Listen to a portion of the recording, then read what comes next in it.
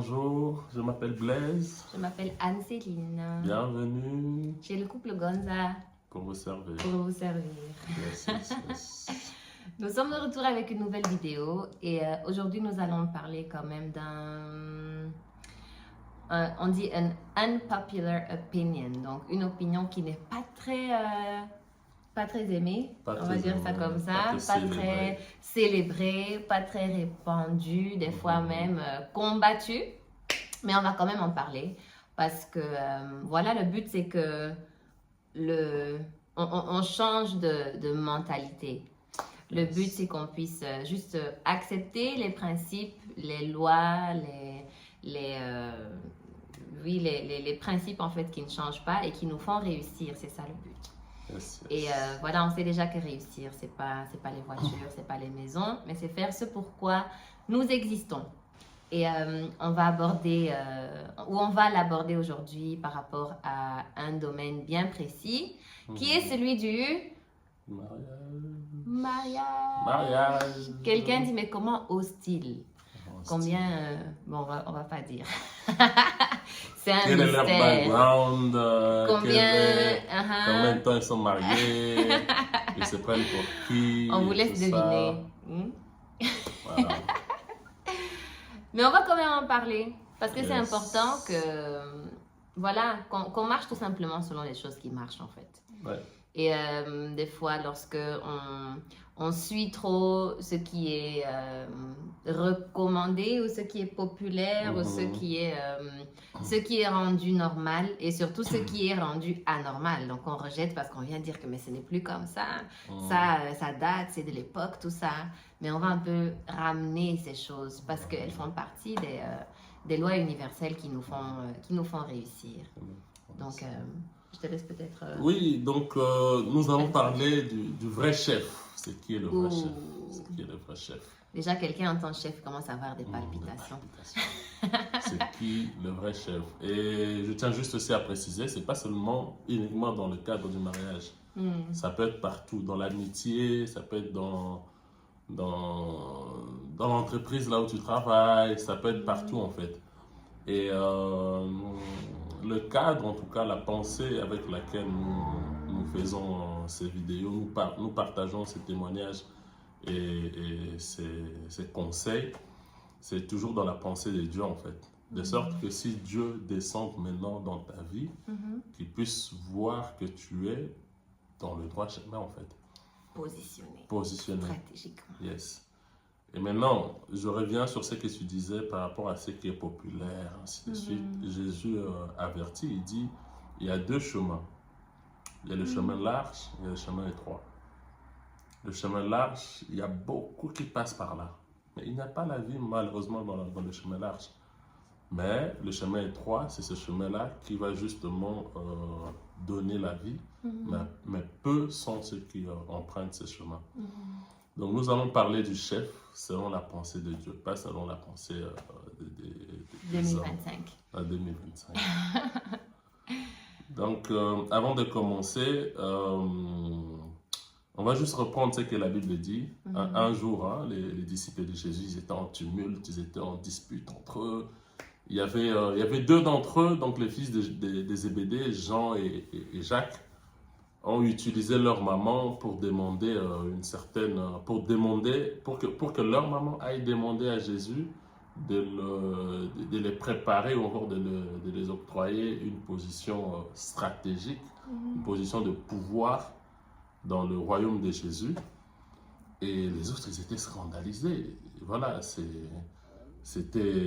avait créé une situation inconfortable chez les autres. Ils se sont sentis indignés. Et Jésus, voyant cela, après, il va les enseigner, il va leur dire qui est-ce qui est le vrai chef selon la pensée de Dieu. Est-ce qu'on est ensemble? Oui, c'est la question qu'on se pose. Qui est le vrai chef? Qui est le vrai chef? Peut-être c'est le moment de donner la réponse. Et Jésus a dit, le vrai chef, c'est celui qui est votre esclave. Je sais que dans d'autres versions, c'est marqué votre serviteur. Mais le mot que Jésus utilisait, c'était esclave. Le mot grec qui est traduit. C'est votre esclave. Donc, celui qui est le dernier, c'est votre chef.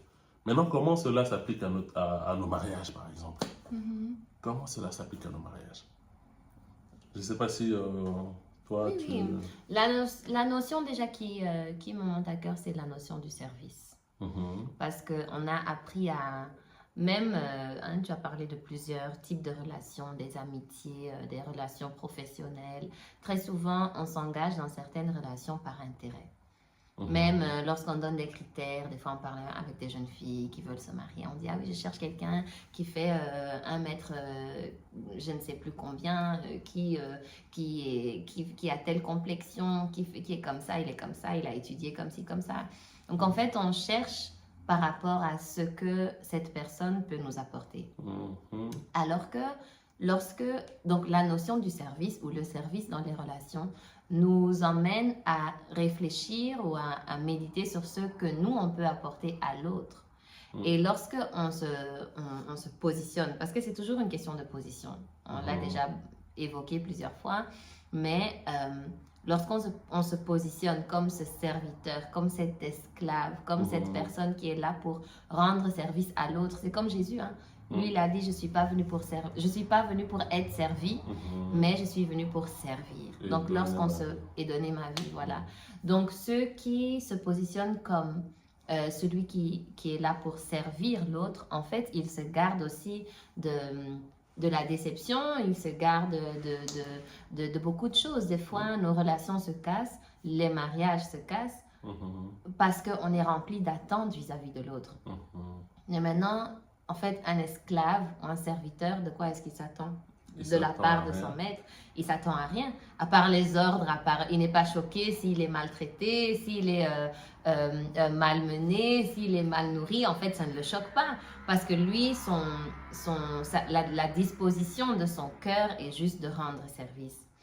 Et comme on disait, c'est une notion peut-être qui n'est pas très populaire, mais elle nous libère en fait.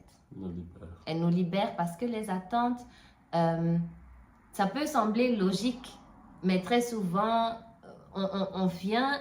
En fait, les attentes sont comme des traductions de nos blessures. Donc, explique un peu. Donc, tu as peut-être été en amitié avec quelqu'un et du jour au lendemain, voilà, la personne est partie. Elle ne répond plus à tes messages, plus à tes appels, mais vous étiez comme ça. Ensemble tous les jours, vous faisiez tout ensemble au téléphone pendant des heures et tout, et puis la personne disparaît. Maintenant, ça fait mal. Toute séparation fait mal. Mais maintenant, quand la prochaine amie ou le prochain ami va venir, tu vas t'attendre à ce qu'il soit disponible. Tu vas t'attendre à ce qu'il soit présent. Tu vas t'attendre à ce qu'il t'invite dans ces trucs. Tu vas t'attendre à ce que tu sois impliqué dans tout. Donc, en fait, toi, tu te dis que, voilà, je m'attends à ceci et à cela, mais tu ne sais pas que c'est juste ta douleur qui est en train de s'exprimer, en fait. Ah, ok. C'est profond ce que tu dis. Hein. Du coup, toutes ces douleurs-là, toutes ces blessures, on peut s'en garder. Il y a une manière. Et pour moi, le fait de juste se positionner comme celui qui sert, qui à la fin est le plus grand, hein, parce que la version que je pense que moi j'ai lu, c'est le plus grand d'entre vous, c'est le serviteur de tous. Donc le plus grand ou bien le chef, c'est celui-là qui est vu un peu comme naïf, comme celui qui sert. Parce que finalement, souvent c'est ça. Parce qu'on a tellement l'habitude de voir les gens chercher leurs intérêts que quand quelqu'un sert juste simplement, il devient comme suspect. Les autres vont dire, mais qu'est-ce qu'il veut? C'est ça. Il n'est pas normal. Il n'est pas normal. C'est pas dans nos habitudes, en fait. Non, de voir ça. Et comme tu as dit, en fait, on doit d'abord savoir pourquoi les gens viennent dans le mariage. Les gens viennent pour prendre. Donc, on t'a déjà enseigné ça depuis que tu étais enfant. Et depuis que tu es jeune, tu as enregistré que voilà, en tant qu'homme, on doit te donner ça dans le mariage. En tant que femme, on doit te faire ça. Et en tant qu'homme, on ne doit pas te faire ça. Si on te fait ça et ça, c'est que ce n'est pas bon. Et on ne doit pas te faire certaines choses. Exactement. En tant qu'homme, tu ne peux pas te retrouver en train de faire ceci. En tant que femme, tu ne peux pas te retrouver en train de faire cela. C'est ça. Et donc, nous ici, vraiment, l'idée, c'est qu'on puisse être rafraîchi, on puisse être renouvelé. Parce que tant qu'on n'est pas renouvelé, c'est compliqué. Beaucoup de mariages se cassent parce que les gens ne sont pas renouvelés du tout. Donc ici, si on reste dans dans les services, on verra tout simplement que il y a l'ordre divin. Et il est dit que Christ est la tête de l'homme, l'homme est la tête de la femme, et puis maintenant la femme, ce n'est pas marqué, mais la femme gère tout en fait, tout ce qui est, tout ce qui est à sa portée, tout ce qui est à son niveau. Mais quand, des fois, dans certains couples, quand Christ vient, il ne trouve pas l'homme en tant que la tête. Il trouve l'homme en tant que... en fait, ce que je veux dire, c'est tout simplement que l'ordre divin a été bouleversé, en fait. Parce que quand il dit que tu es la tête, il s'attend à ce que tu fasses ce que font les têtes. Il s'attend à ce que tu puisses faire le sacrifice que lui, il a fait. Il a dit, il a aimé l'Église jusqu'à ce qu'il a donné sa vie, en fait. C'est ça. Et maintenant, quand Christ vient, il voit dans un couple, au fait, tu n'es pas prêt à donner ta vie. On avait fait une vidéo où on avait parlé d'accepter de perdre, accepter de renoncer, accepter de renoncer. Et les attentes font partie des choses que nous devons renoncer pour atteindre une dimension, en fait, que ce soit spirituelle et que ce soit émotionnel, en fait. Émotionnel. Donc, après, ce n'est pas facile la manière dont tu as expliqué que, voilà, ce sont des blessures qu'on cherche à boucher et ça passe par les attentes. Mais ne reste pas là-dedans. Cherche à guérir, cherche à sortir de là. Et c'est ça le combat, en fait. Tu veux être la tête, bah, accepte de perdre, accepte même quand tu as mal d'aller au-delà. Oui, et très souvent, si je peux, très souvent, en fait, quand les relations voilà, se terminent mal, ou on oublie, en fait, ou on ne connaît peut-être pas la réponse à cette question de savoir qui est le vrai chef ou encore qui est le plus grand. Parce que lorsque, voilà, une personne a eu... en tout cas, à bénéficier de quelque chose de notre part, que ce soit notre présence, notre soutien, même nos finances, notre temps. En fait, la personne a bénéficié de quelque chose. Et elle est partie sans dire merci. Mais en fait, on a servi la personne. On se sent ridiculisé parce qu'on ne comprend pas que là, j'ai été utile. On ne comprend pas que j'ai apporté quelque chose à la vie de la personne. On est juste... choqué par le il est parti ou elle est partie et on ne pense, comme tu as dit, on ne va pas au-delà, on ne pousse pas la réflexion plus loin pour savoir ce qui s'est réellement passé selon la pensée de Dieu qu'on veut adopter, en fait, selon laquelle on veut fonctionner et on doit fonctionner pour pouvoir réussir. Donc, connaître la réponse ou même méditer déjà sur la question et en connaître la réponse, de savoir qui est le vrai chef, en fait, ça nous épargne de beaucoup de choses. Parce que, pourquoi est-ce que ça fait mal quand quelqu'un part? C'est parce qu'on t'a dit que, ah non, voilà, un ami est comme ça. Tout ce que tu viens de dire, hein, les choses qu'on nous enseigne, que ce soit ça peut être même par les films, hein, par les livres, quand je dis livres, c'est des histoires, je veux dire des livres de fiction, par des séries. En fait, on constitue toute une base de principes et d'appui et de matière, en fait, qui ne correspond pas du tout à la parole de Dieu. Et puis après, on est choqué que ça ne marche pas. C'est ça. Mais ça ne marchera jamais. Ça ne marchera jamais. En fait, nous devons nous appuyer sur la vérité. Et dans la plupart des cas, déjà quand on cherche... Parce que Christ l'a dit, il est venu pour servir et donner sa vie. Moi, c'est la déclaration la plus puissante, en fait. Déjà dans le monde spirituel, parce que tout est spirituel, même le mariage dans lequel tu es, même l'amitié, même dans le travail, tout est spirituel. Dans le monde spirituel, c'est toujours la tête, c'est toujours le plus grand qui donne. C'est toujours le plus grand qui se sacrifie. C'est toujours le plus grand qui pose des actes forts, des actes puissants, en fait, dans une relation. C'est toujours le plus grand qui pardonne. C'est toujours le plus grand qui revient. Qui revient. On parlait avec un frère, il disait, je me souviens, il disait que moi je suis comme ça, si quelqu'un m'ignore, je l'ignore aussi. Ou voilà, si quelqu'un ne me dit pas bonjour, je ne lui dis pas bonjour. Je dis, mais en fait, tu es en train de te rabaisser pour être au même niveau que cette personne. Tu vois? Tu voulais dire quelque chose? J'allais dire, pas pour dire, parce que de par notre création, on est tous créés à l'image de Dieu. Mais maintenant, c'est aussi Jésus, hein, ou c'est en tout cas Dieu qui dit que vos pensées ne sont pas mes pensées. C'est ça. Et donc, quand on dit niveau, c'est pas pour dire qu'il y a des personnes plus excellentes Oh que non, non, d'autres. non, je ne voulais pas dire Oui, ça. non, je voulais non, je dire, sais. Je voulais juste Jésus a souligner. dit à Pierre, ta pensée, elle est celle des hommes. Donc ta pensée, elle est basse. Et l'homme fonctionne toujours avec un système de pensée. Oui. Donc le système de pensée, c'est comme le software. Donc ton software détermine ta capacité. C'est ça qui détermine ton volume. C'est ça qui détermine ta performance, Puissance. ta puissance. Maintenant, quelqu'un qui travaille avec un software moins puissant, et toi, tu viens t'aligner à cette personne. Non, non, non, non, non. Au fait, le plus grand, c'est celui qui va venir dire pardonne-moi.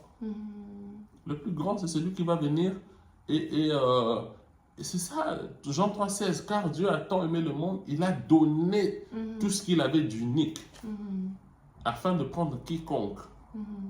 Quiconque, tellement que ça n'avait même pas de valeur. Il a pris quiconque, il a pris des roseaux cassés, brisés, il nous a tous récupérés. Donc, même dans une relation, ce principe-là marche vraiment. Et la Bible dit, soumettez-vous les uns aux autres. Et je vais dire une pensée peut-être peut-être un peu bizarre avant d'atterrir. C'est que, et l'homme et la femme, ce qui nous différencie, c'est juste l'enveloppe corporelle qu'on a, l'enveloppe charnelle qu'on a. On est tous égaux, on a l'esprit. Si on regarde en Genèse 1 jusqu'à Genèse 2, selon la pensée pure de Dieu, il n'y avait pas de différence entre l'homme et la femme. Que l'homme domine sur la femme, c'est même c'est la suite de la malédiction. Donc, beaucoup s'appuient sur ces choses-là aujourd'hui pour asseoir leur domination et tout ça. Pour moi et pour la Bible, ce n'est pas être un vrai chef. Un vrai chef, c'est celui qui accepte de perdre. Donc, fais attention, mon frère, tu pourrais être dans une maison, mais que tu n'es pas le vrai chef. Ouh, en fait, moi, je viens de voir le truc, en fait. Ça vient de percer, d'accord, dans ce sens-là. Donc, c'est même pas le chef dans le sens que celui qui gère, celui qui a la vision, celui qui... Mais en fait, ce chef qui risque comment dire, de reculer, on va dire ça comme ça, pas parce qu'il l'a voulu, mais justement, souvent c'est parce qu'il réclame le fait d'être chef. Exactement. Donc il réclame qu'il doit être traité comme un chef. Il réclame qu'il doit être, on doit lui parler d'une certaine façon. Voilà, il décide à qui il donne son bonjour ou pas. Il décide qui a droit à, comment dire, à son affection ou pas dans la maison.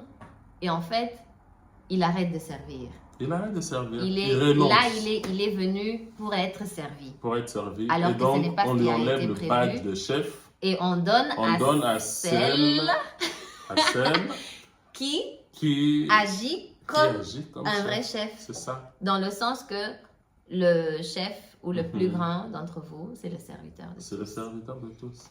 Moi-même, je viens de comprendre. Et là, l'ordre divin est bouleversé en fait. Waouh. Tu vois. Et quand Dieu regarde ça, c'est compliqué. Donc, tu veux être le chef, sers.